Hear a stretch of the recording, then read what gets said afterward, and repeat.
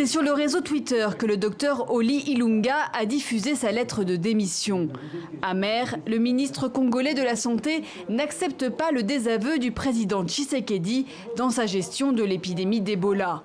Outre les bisbilles politiques et personnelles entre les deux hommes, Félix Tshisekedi veut désormais superviser directement la crise.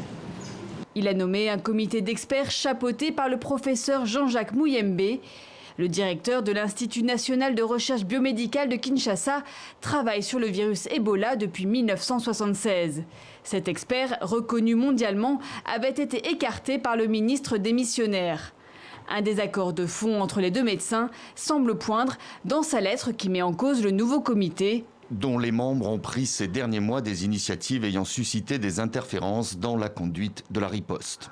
En cause la question de l'introduction d'un nouveau vaccin belge refusé par le docteur Oli Ilunga, qui dénonce de fortes pressions pour son expérimentation.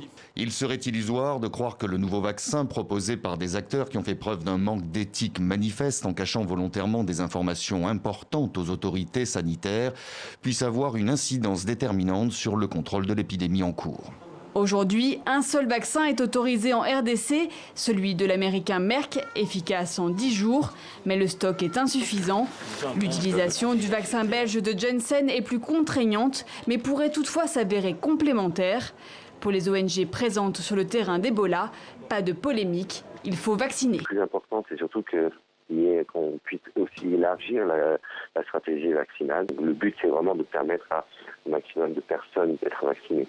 Alors que l'OMS vient de déclarer Ebola urgence sanitaire mondiale, le ministre démissionnaire met aussi en cause la volonté de laisser les humanitaires gérer la crise au détriment du système de santé gouvernemental.